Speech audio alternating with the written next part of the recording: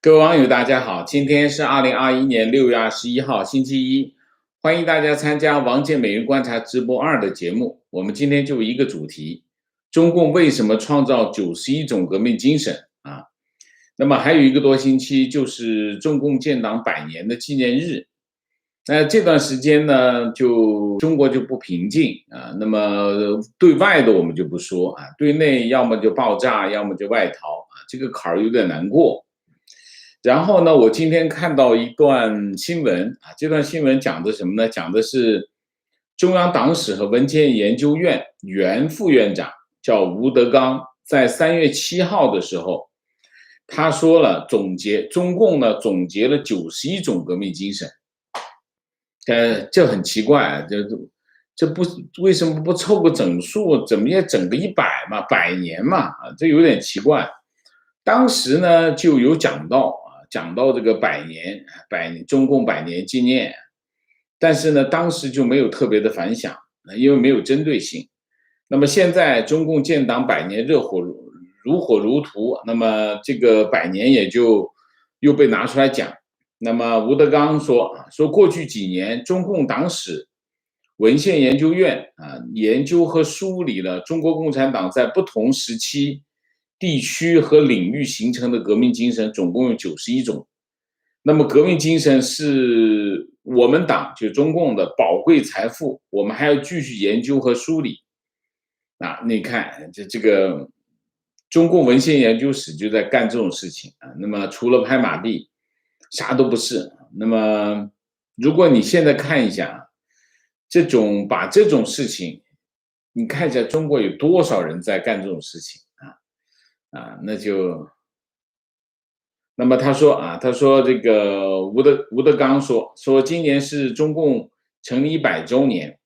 那么一个国家一民族不能没有灵魂，一个政党一刻也不离开精神的滋养他说呢，100年来，这个共产党带领人民创造物质文明，铸就了革命精神那么包括什么呢？什么井冈山精神、长征精神、延安精神、抗美援朝精神，到什么抗疫精神、脱贫攻坚精神、焦裕禄精神、王杰精神、雷锋精神、铁人精神那么今年2月份的时候，习近平在党史研究的动员会上明确的说这个中国共产党人形成了一系列伟大的精神，构筑起中国共产党人的精神谱系这不仅有精神，还成系统了其实这种。然后去年的8月1号，新华社刊出这个中共党史文献研究院原院委员会的陈静的采访，这个标题叫什么呢？100年大党精神引领。他就罗列了40多种精神，什么伟大的创造精神、伟大的奋斗精神，这是共产党才有的吗？伟大的团结精神、伟大的梦想精神。我一不小心这个梦想精神还看差了，你说。然后到了这个中共中央组织部，中共中央组织部有一个共产党员网，然后他就专门开了一个中国精神专业就差一个字，中国精神专业差一个字，你们想一下什么字列出了28种精神，从5·4精神到红船精神，到苏区精神，到遵义会议精神，然后什么抗战精神、雷锋精神，什么探月精神探月精神你说的表单上看，这些精神真的是混乱不堪你比如说5·4运动、5·4精神跟共产党有1毛钱关系吗？5·4运动是1919年，共产党才1921年才成立，你凭什么你就变成你的精神了那你比如说抗战精神，你也没有抗战你这抗战是别人国民党、国民政府打的抗战精神、劳动精神，共产党才有劳动精神吗？其他人没有劳动精神吗？还探月精神，探月也轮不到你别人苏联跟美国先探月所以他们这个你看这个有很混乱，东拼西凑。为什么91种我觉得就实在凑不出来了。你像连劳动精神他都算共产党的，你说这个有点神经嘛？那么，美国有一个中国问题专家叫孔杰荣，高寿啊，他今年7月1号91岁，年龄非常高寿啊。那么他对中共的理解非常的到位，我念给你听一下啊。他说，中国现在正在进行一场大规模的运动，来控制对历史的认识，这第一个啊。第二个，如实的讲述中共的历史，对习近平来说那是灾难性啊。他正在试图编织一个新的神话，来净化现代史中中共的党史。如果你不赞成他的观点，你就会被称为历史虚无主义，那你就会被指，你就是在否定历史啊。这是第二点。第三点，控制对历史的书写权，共产政权都干过啊。这对共产政权来说并不新鲜。所以呢，谁来决定历史，就是控制当下的党。所以共产党今天控制的当下，而习近平控制的党，他决心要编一部亮丽、干净、纯洁的中共党史，一部不得讨论、许多曾经发生过非人性的可怕事件的中共党史。这个孔杰荣这话说的实在是太到位了啊，非常到位。中共一直在干这种事情，我一直在讲，中共就是构建了一个虚构的历史，从中国古代史到中国近代史到当代史，重新编写了一遍啊。所以中国的历史学家都是什么呢？都是作家啊，都是创造历史的人啊。你比如说，他有一句话叫，他有个精神叫苏区精神。2011年11月4号，这个习近平即将登上总书记大任之前啊，大位之前，他在一个纪念中华苏维埃共和国成立80周年的座谈会上讲话，讲什么呢？讲苏区精神。他说苏区精神的内涵是什么呢？他总结了一下，叫坚定信念、求真务实、一心为民、清正廉洁、艰苦奋斗、争创一流、无私奉献啊，这是苏区精神。他讲的这么多啊，这么多，很完美吧？简直是共产主义啊！但是历史确实是另外一个样子啊。中华苏维埃共和国是1931年9·18事变之后50天成立的。当时中国正面临的日本的侵略，但是中共却跑到江西去成立了一个国中之国，这是第一个啊，就是中华民族当时面临的全民抗战的人物，但是中共却跑到江西搞了一个中央苏区，然后搞了一个国中国，叫中华苏维埃共和国啊，这是第一个。第二个，中华苏维埃共和国没有别的任务，只有一个任务，他就刷的这个中央苏区到处都是，就是一句话，叫武装保卫苏联，理解吗？啊，这是第二个，他的任务是什么？就是武装保卫苏联。第三个，这个国中国呢，这个中华苏维埃共和国有外交、军事、劳动、财政、土地、司法、工农检查、教育等部门，下设18个省，4个直辖县，这就是中华苏维埃啊。然后第四，红军内部杀伐成性，这个红军在中央苏区也好，在其他地方也好，杀伐成性。高华历史学家高华已经去世了啊，他有一本书叫《肃 AB 团事件的历史考察》，他用历史来考察什么呢？考察1930年，我只讲2段。1930年10月，就这1个月，赣西南特委杀害 AB 团1000人，1个月杀了1000人。1930年10月到次年1月，红一方面军被杀害的官兵达到4500人，就是10月到1月一方面军。然后萧克将军回忆他回忆录里面记录，中央苏区就是中华苏维埃共和国肃反累计屠杀了多少人？10万红军，自己杀自己就杀了10万人。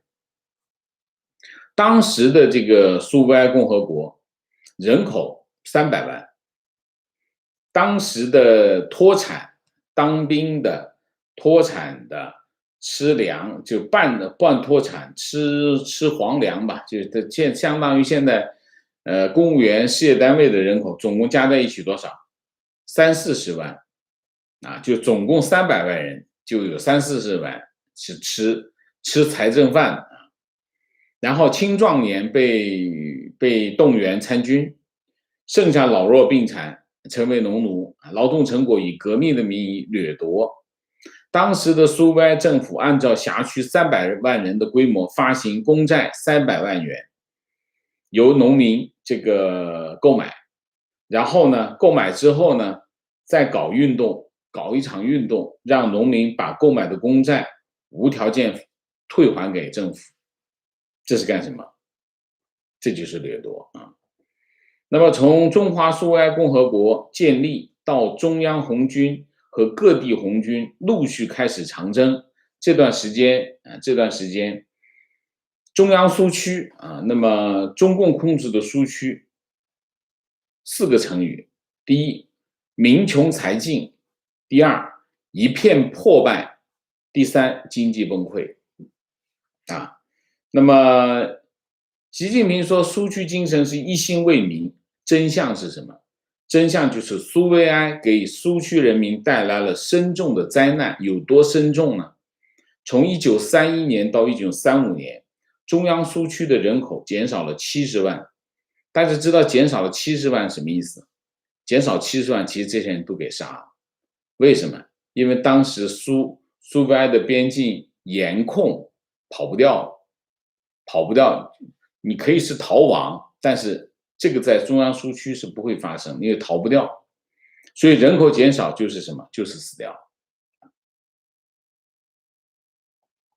然后你可以看共产党员网上面的这个中国精神网页上面选了什么呢？北大荒精神、大庆精神、红旗渠精神、焦裕禄精神、雷锋精神、王杰精神等等，什么劳模精神、劳动精神、共产背后是什么？大家知道这些精神，我刚才讲的这些精神背后是什么？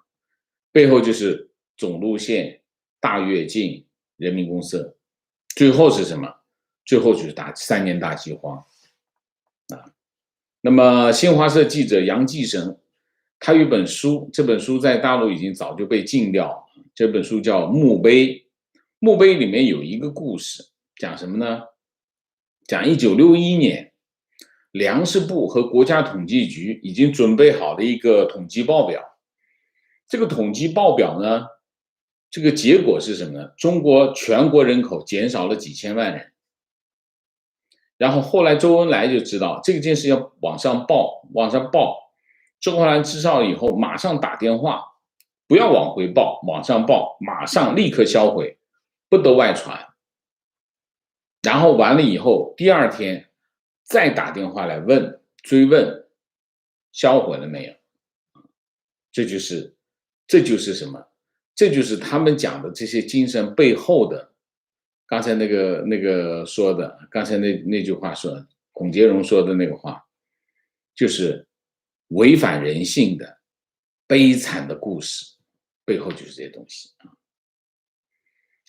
有个叫盖斯德的这个英国的士兵，他当时在香港的边界驻守，他说成千就是当时的逃港潮成千上万的难民逃离中国大陆进入香港，他们在铁丝网下和山谷的边界上爬行。我和士兵们在观察，这时我看到了中共统治的一些现实。4600万人死于非命，你不会在这本党史上看到这一段，我敢肯定，这是他说的那么刚才我说的这个陈进啊，最早提出这个中共精神谱系的是文献研究室的副主任，叫陈进。他在当时他列了多少呢？他说，他有篇文章，2016年，当时是16年是就是95周年嘛，中共建党95周年，他写了一篇文章叫《传承和弘扬共产党的精神谱系》，他最早提出这个谱系的概念啊，然后他列出了30多种精神，包括什么呢？改革开放时期的什么女排精神、特区拓荒牛精神、新时期创业精神，哎，到了这个共产党员网上面。这个中国精神专业里面28种精神没有这东西，全部消失了啊。然后就曾经担任过中央文献研究室委员的高文谦，他现在在海外，他说中共所谓的精神谱系就是一个前后矛盾、不能自圆其说的大杂烩，是党文化的一个特征。什么事情都要拔高到这个精神的高度，这种大杂烩实际上是中共历史不断的烙烧饼、出尔反尔，为了现实的政治需要肆意涂抹的历史写照。他说这个文革的时候呢，毛泽东提倡什么五不怕精神、反潮流精神、造反有理精神，然后这个邓小平时代跟胡锦涛江湖时代又不一样。他说这精神那精神，说到最后就是一场精神病，这是高文谦说的啊。然后毛泽东说过，那我有几点总结啊。第一，毛泽东曾经说过，人要有一点精神，要为人民服务，奋斗牺牲救中国。但是呢，中共做的正好是他的反面，为了一党之私啊，无所不用其极。简单的说，就是说一套做一套。这第一。第二，中共总结了这么多精神，但是没有什么精神。你看，没有宪政精神，没有民主精神，没有自由精神，没有法治精神。你看，连实事求是的精神都没有。他要的是什么？他要的就是中共，你可以看到，他跟这个世界上其他的世界，就中共除了他自己以外，他和其他地方的关联越来越少。这是第二。第三，习近平和他的前3代领导人最大的不同是什么呢？你可以看哈，从毛泽东到邓小平到江泽民，这前3代领导人也强调意识形态，但是他通常强调意识形态是基于中共本身的政治利益，就是为中共的整个的本身的政治利益去强调这种意识形态。但是呢，习近平做的是什么？习近平做的跟他们有点不一样。不一样在哪里呢？习近平在重建中共价值观的正当性。为什么？为什么他要重建这个正当性？因为这个正当性正在消失，它原有的正当性正在消失。为什么？大家知道，互联网也好，信息流通也好，共产党之前做的那些事情，慢慢的被公众所知道。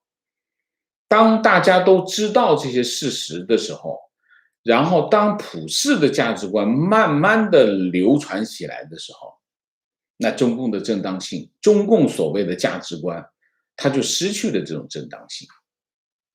习近平现在正在做的事，就是要重建这种正当性。当然，这是个非常庞大的工程啊，非常庞大的工程。这一方面呢，是保住中共的政治利益，这个没有错，这个其实跟他们是没有区别的。但核心是什么呢？核心是习近平要树立他自己的权威，这就是他和其前面几代不一样的地方。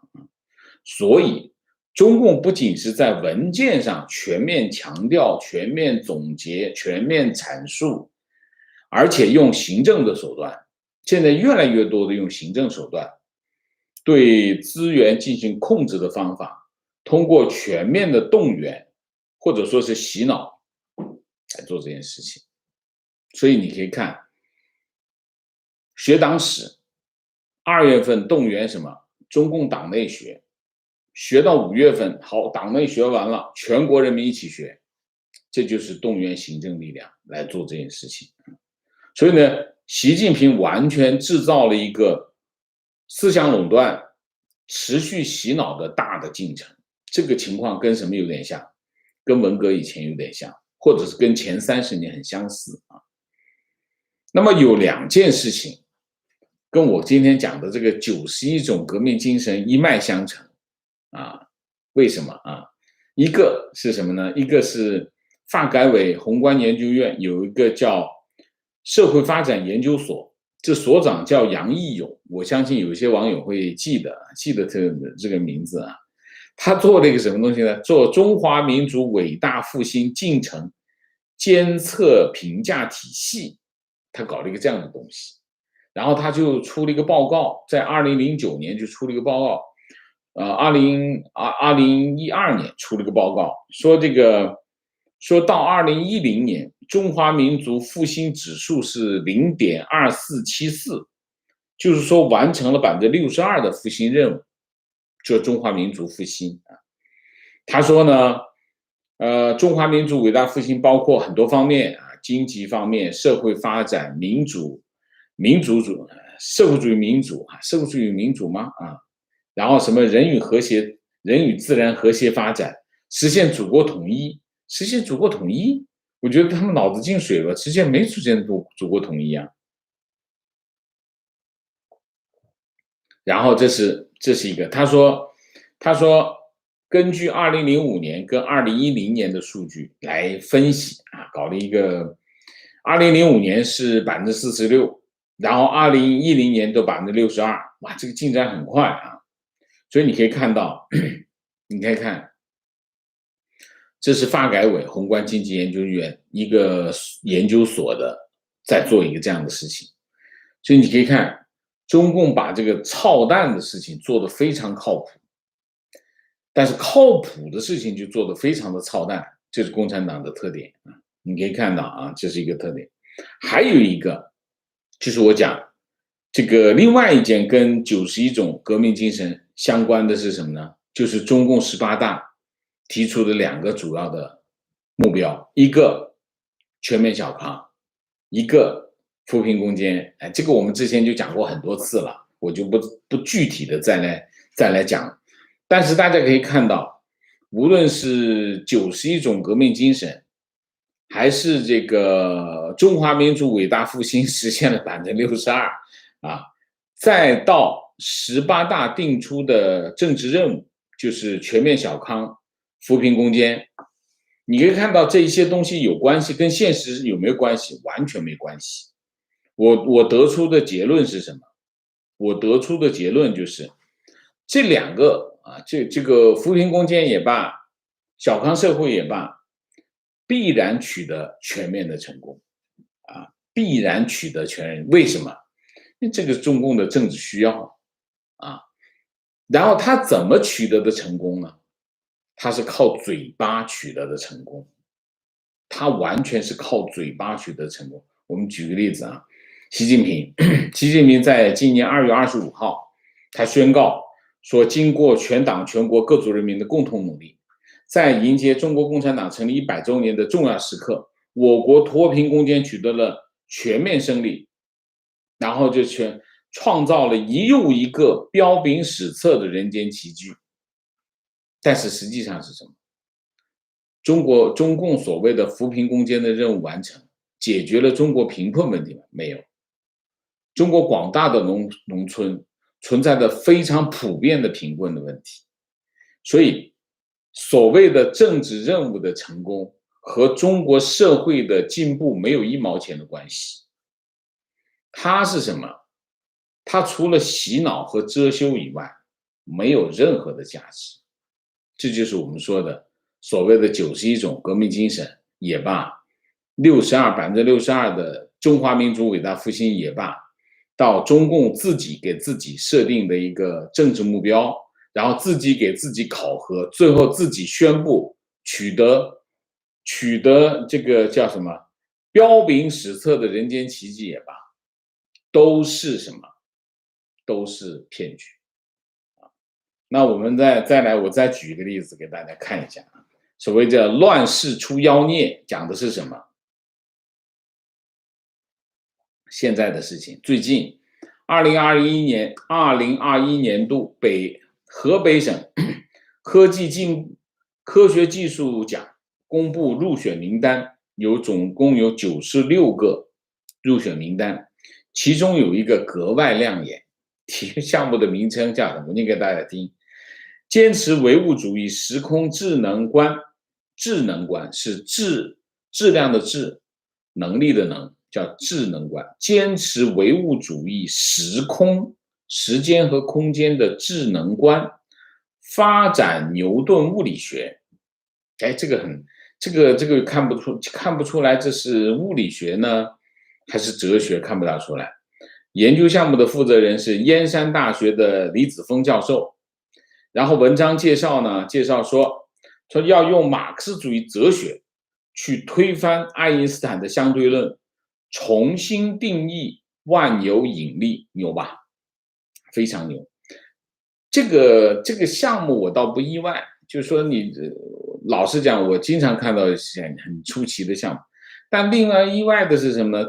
这项研究不仅得到了中国科技部部长万钢和中国科协的鼓励，科技日报、科学时报、新华网、央视网，这个20多家媒体还做出了专题报道。这就叫什么？这就叫乱世出妖孽，这就属于那种妖孽。你想想看，这种课题都能够成为这个河北省科技奖的这个入选名单，可见什么？可见中国，你还能指望中国能够科技昌明、科学昌明、社会进步吗？好，那我们今天的主题就讲到这里。我有点时间，我就很想再讲一点，讲点什么呢？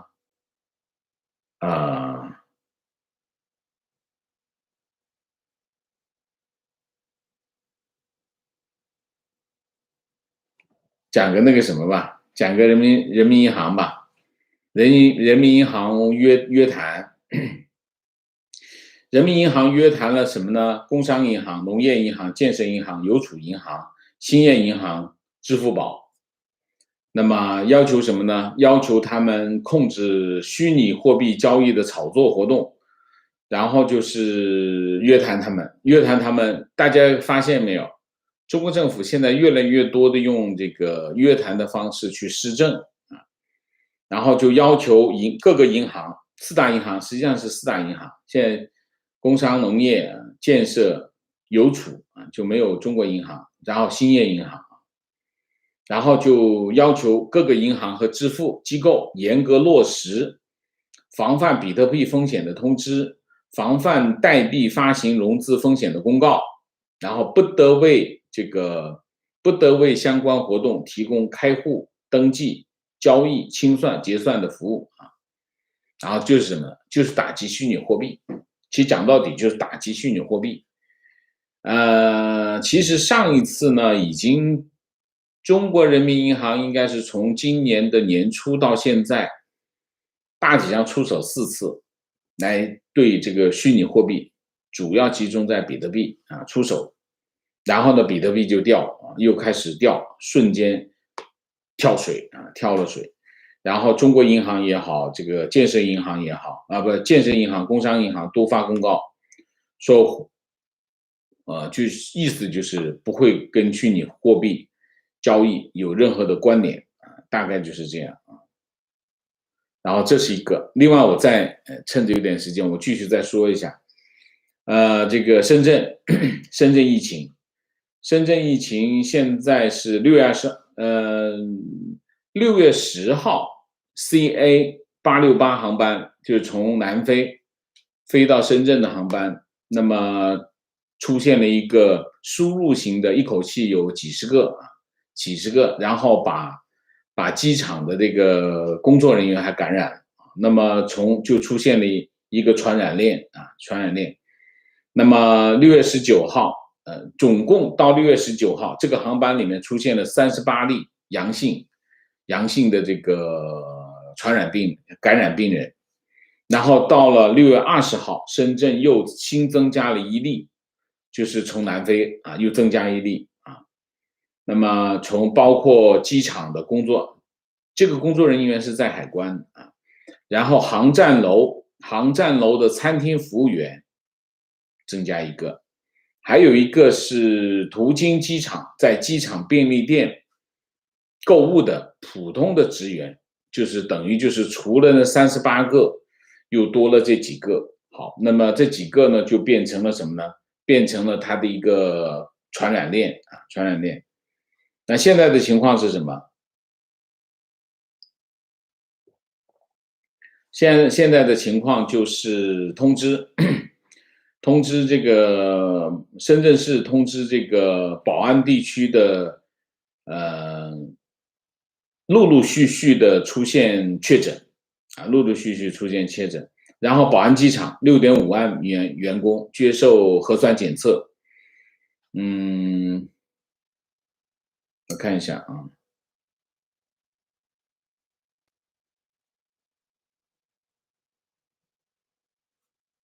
然后是宝安区宣布，深圳市宝安区宣布6月21号晚，深圳市宝安区宣布，从即日起，整个宝安区文体、娱乐、健身所有密集公共场合一律暂停营业，暂停餐饮场所的所有堂食服务。那么其中把这个封闭的范围扩大到2.26万平方米，将50栋楼1035套房纳入新增加的封闭范围。所以深圳宝安开始进入一个全面收紧的状况。那么东莞那边也开始东莞的学校已经开始进行了封闭管理2万名学校，就是广州新华学院东莞校区已经实行了封闭管理，2万名学生不得离校然后是我看一下差不多是这样。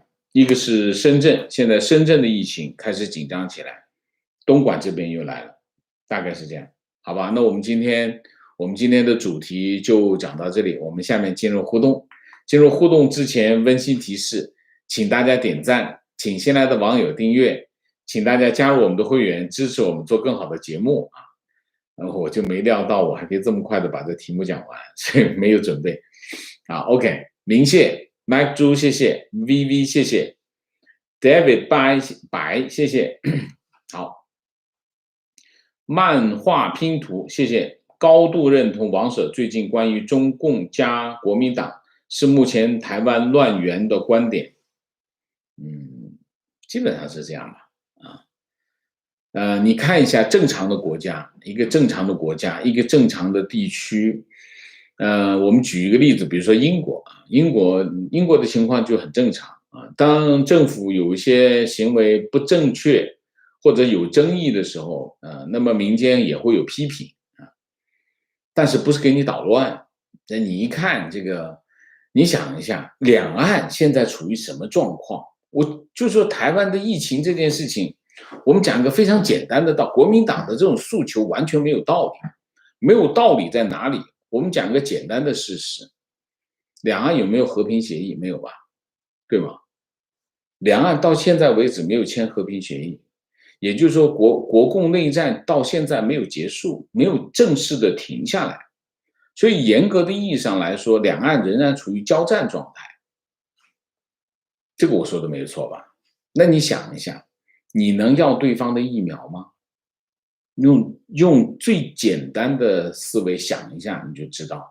所以国民党天天闹着要台湾去买中国大陆的疫苗，我不说中国大陆的疫苗的质量是怎样，我不讲那个，我们就说这个简单的事实，这不 make sense 吗？对吗？情绪想起了鲁迅的那句话，我翻开历史一查，这个历史没有年代，歪歪斜斜的每页都写着仁义道德几个字，我横竖睡不着，仔细看了半夜，才从字缝里看出来，满本都写着2个字吃人，可惜现在的教科书里连这句话都找不到。情绪，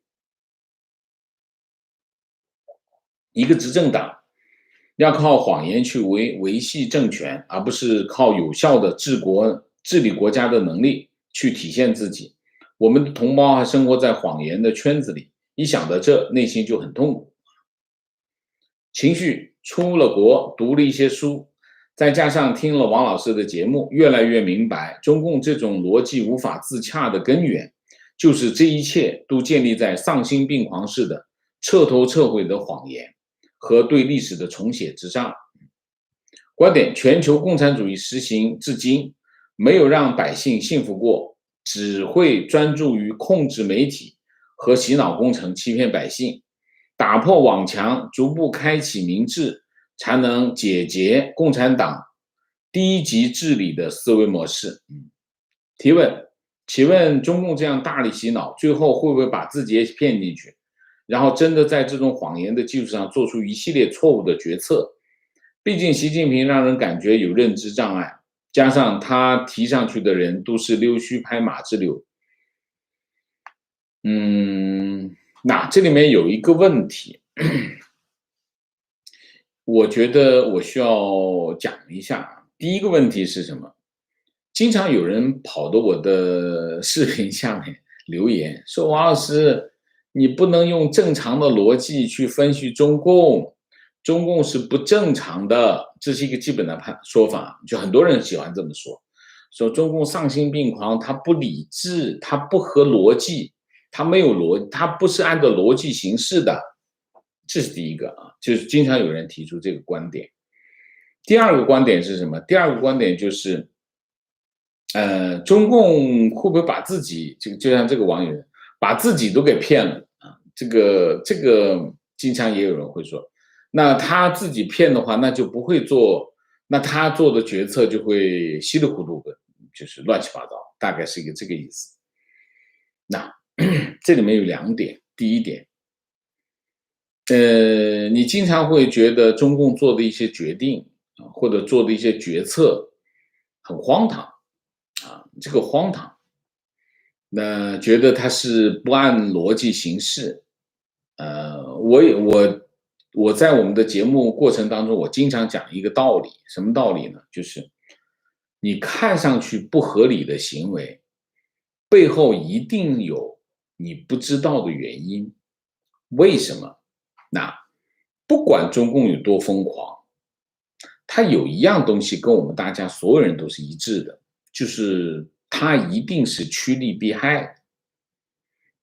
但是呢，他的利和他的害跟我们有点不一样，就这么简单。所以他为什么所以基本上你看市场经济的前提是什么？市场经济前提有一个非常重要的假设，就是参与市场的每一个人都尽量的追求更大的利益，或者是利益最大化，或者讲是成本最低化。共产党也是这样，共产党他的行为呢，都是让自己的利益最大化。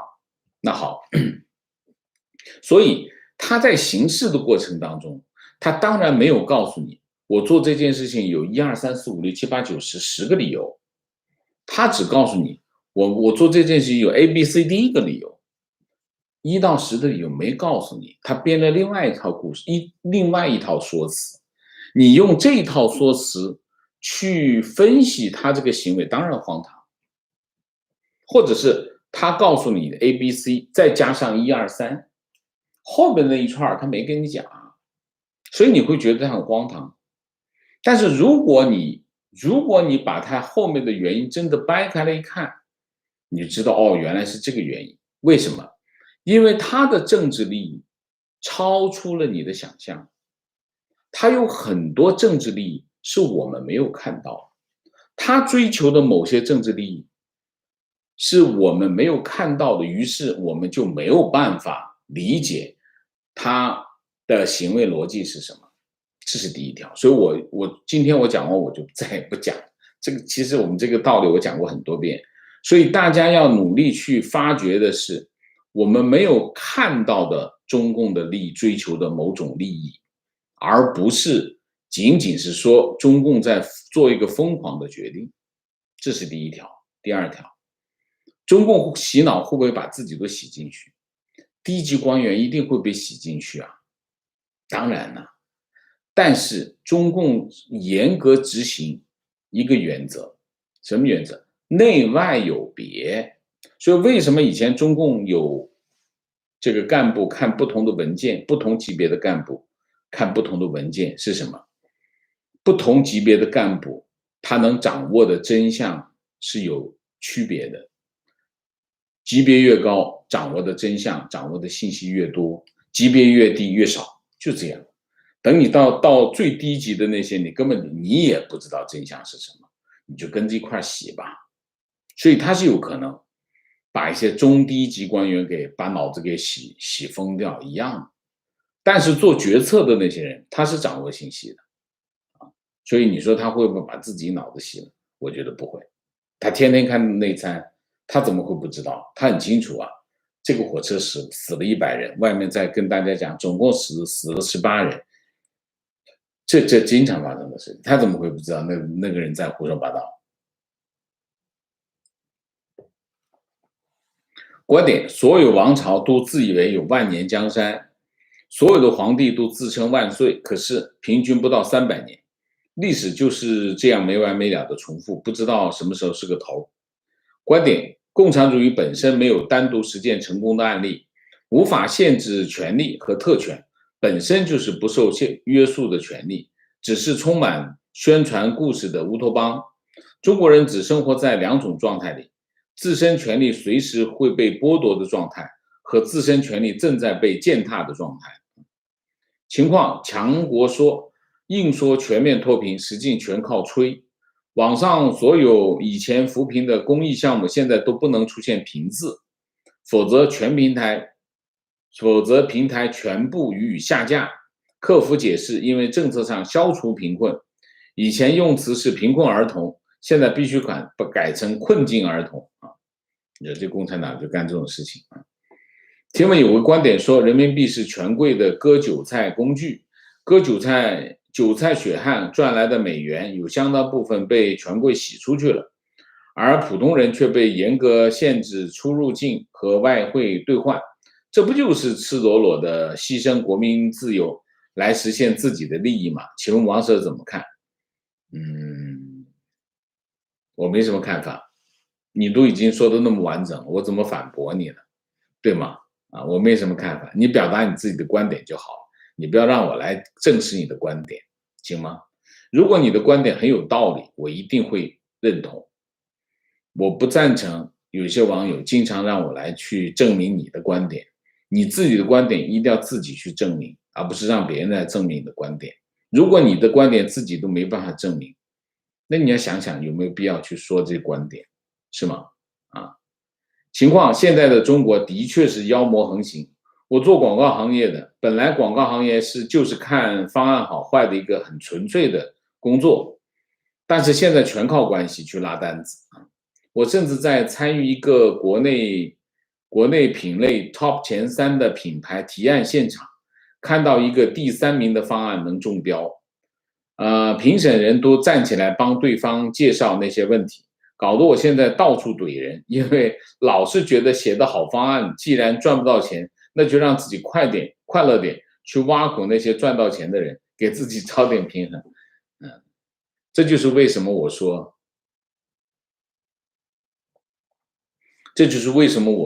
中国现在已经进入了一个漩涡。什么漩涡呢？它的效率在下降。它的效率在下降的原因是什么呢？就是权力对市场的腐蚀。就是当你看到这个市场经济是什么？市场经济就是这个社会用利润去奖励那些做的又好、品质又高、价格又低的企业，那么这种企业呢就获得利润，反之这企业就开始亏损，然后这个企业就消失了，然后市场上就剩下这些很厉害的企业，这些厉害的企业通过好的产品，通过高的效率，让价格越低，然后它的这个市场的效率就越高，大家就会买到价廉物美的产品。那么市场竞争，这就是市场竞争。市场竞争的结果是什么？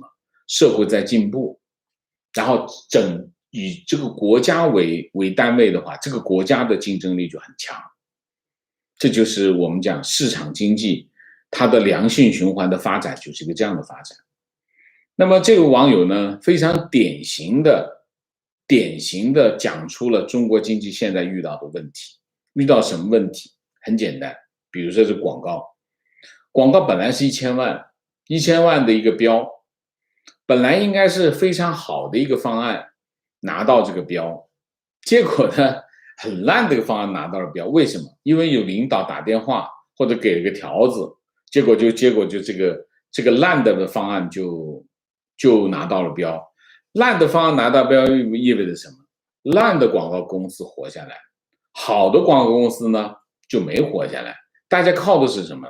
靠的是去行贿，靠的是去这个巴结官员，你才能拿到这个单子。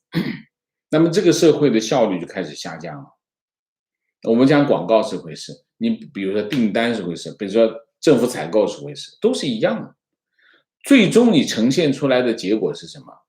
你花了同样的钱，却得到一个坏的结果，坏的产品或者坏的服务。那么久而久之，这个国家、这个社会，它的竞争力就开始下降。这就是慢慢的就传导到社会的各个层面，就是这个道理。所以其实现在中国经济面临的这个情况，除了我刚才讲，之前我经常讲，中国经济现在问题的第一最大的问题是什么？国有经济的比例越来越大，越来越膨胀，把其他的经济体赶走、挤开，占有更多的资源，这是一头。另外一头，权力对市场经济的腐蚀，让效率越来越低，竞争力越来越差，这就是两个方面同时在发生啊。观点讨论追求利益时，应加入时间因素。很多行为的长期利益与短期利益是矛盾的。中国很多作为合乎短期利益，但长期利益受到极大的伤害。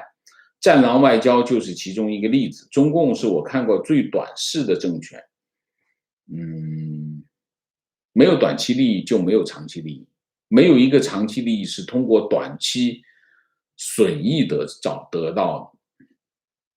很多共产党经常告诉大家，忍一忍，我们要顾全长远利益，经常给我们洗这个脑啊，就是说我们不能只看眼前利益，我们要考虑长远利益。这共产党经常洗我们的脑，洗了很多年，意思就是我眼前让你吃点亏没事，长远我们会得到好处。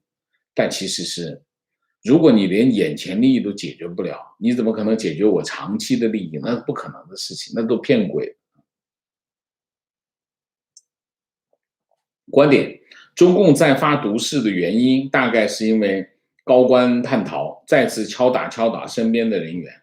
按中共事后诸葛亮的性格，在美国那个叛逃人员让习很不爽，出来宣誓佐证了有叛逃高官，我不同意。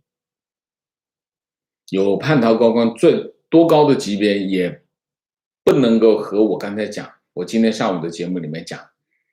就是说，习近平跑出来宣誓，这绝对是一个政治表演，也是个政治场合，和官员高官叛逃这件事情不在一个层面上，他们没有因果关系。我不觉得这个能够证明这一点。观点：20多年前刚工作时，单位有位老党员曾经对我说，共产党的历史和共产党的政治就是杀人。不是你死就是我活，而且还要为杀人披上一件好看的外衣。这位党员80年代曾经在东海舰队司令部当过话务员，多次听他讲起当年军队内部领导的通话内容，都是赤裸裸的拉帮结派，然后就是搞人，这就是共产党。提问：坐标上海，昨天开始，银行的大额存单全面下调3年期定存，从3.585%下降到3.5%以下。请问王老师，这代表什么？我看了一下这条新闻，我觉得有可能是2个原因。第一个原因就是现在银行的经营状况非常的差，现在银行的经营状况非常的差，降低利率，把息差拉开，帮助银行消化坏账，大概是这样的情况啊。现在的银行应该非常困难啊。情绪，台湾用1个月左右的时间，从500-600确诊到昨天75人，还有一大堆人作乱。身为台湾人，觉得这是一个有效、有能力的政府。是的。提问：王先生可以简单的解释一下中共夺取政权的原因吗？我不能解释，我不能够简单的解释一下。中共夺权成功有很多的原因，很复杂。这不可能用几句话讲完，这种拍脑袋的呢不严谨，我要尽量的减少这种拍脑袋，这种拍脑袋呢会经常被人，我经常会听到王先生你以前说过一句什么什么话，那前因后果也不讲，所以我现在不大敢这么说了，我不拍脑袋，请不要问我这么用2句话讲那么大的题目，好不好？观点：我们从小就被教育，共红军被国民党反动派围追堵截，才开始伟大的长征。后来看了关于苏区的一些书，忽然顿悟，红军对红色根据地这么严酷的掠夺资源，即使没有国民党部队的围追，红军也不可能在一个地方支撑太久，因为当地资源有限。都抢光了，人也祸害的差不多了，只能换个地方继续吸血补充。情况：王老师上一集主题对中国癌症治疗水平的评价很精准。癌症治疗水平好不好不重要，肯定让患者家庭一次性破产。老婆的大舅妈肝癌治疗前后花了将近200万人民币，还是痛苦不堪的往生了。然后老婆的堂妹生产时为了择时剖腹生子找了关系，那医生还是自己的亲友，结果术后感染腹腔内化脓，再剖一次清理，事后才知道那个亲友医生的医院入学资格是花钱买来的OK。 情况：现在国内很多人去看病，如果医生跟他讲实话，比如说你的病没什么大问题，自己保持良好心态和生活习惯，注意饮食规律和休息规律，适当运动，不配药不治疗也可以，他反而觉得这个医生没水平。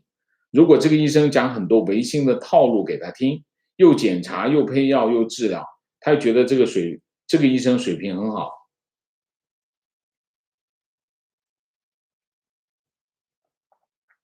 我上次讲过，这个易中天先生说，中国社会已经变成了一个互害的社会这个互害的社会呢，就是互相你折腾我折腾你那么最大的结果是什么？最大的结果就是大家都没有了什么？都没有了互信。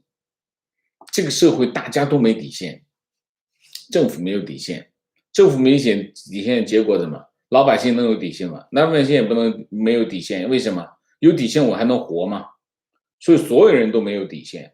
当所有人都没有底线的时候，意味着什么？因为谁都不可信，谁都会坑你一把。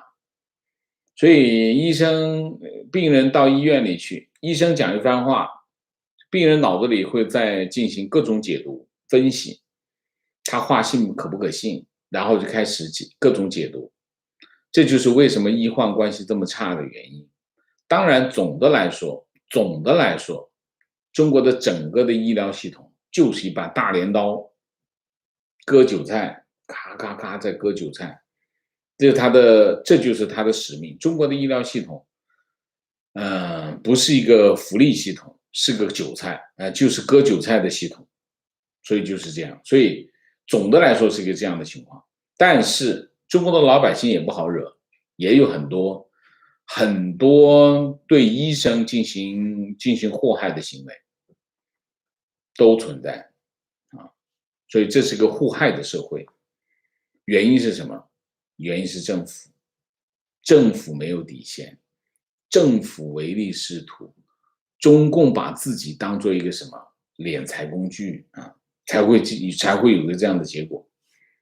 观点：中国境内的医院不是门庭若市，而是求医若渴。为什么中共宁愿花大价钱盖高铁、发火箭送国外友人，而不愿意建立足够的医疗体系？如果一胎化的人口控制观点延伸，简直让人不寒而栗。为什么不用？因为火箭上天，大家很爽啊，觉得共产党很厉害。中国人很害怕那些很厉害的人，所以呢，要盖高铁、盖大楼，然后送国外友人，然后就没有钱给大家。他其实不是没有钱，他是有钱也不给你盖，就这个意思啊。情况：本人在国内做展厅、展览、展示行业，近几年党建中心和各类红色纪念馆特别多，有同行专门做这类展馆，可谓是飞黄腾达。这些所谓的创意产业从业者，以前各种理想主义，现在为了赚钱就做这些骗人的东西。我作为供应商不做这类展厅的生意，损失了不少客户。最近有个同行发朋友圈，有地方政府竟然花大钱建了一座红金长征突破第3道封锁线纪念馆，真的是无语啊！情况：坐标深圳，现在核酸结果72小时有效，全深圳不断的重复全员检验，看来疫情相当严重。还有一个，看来什么？看来疫苗真的没用啊！情况：坐标广州，在疫苗接种点留观区数十名公安人员在做同一件事情，要求老百姓安装反诈骗 APP。反诈骗 APP 主要就是看你翻没翻墙啊，千万要小心啊！好，明线 Jack Han， 谢谢。日本网友就不知道了。漫画拼图，谢谢。网所收的太好，忍不住再点赞一次。好，谢谢。好，我们今天的节目就到这里，感谢大家的参与，我们下个节目再见。再见之前，请大家点赞，请新来的网友订阅，请大家加入我们的会员，支持我们做更好的节目，做更好的自己。谢谢大家，谢谢。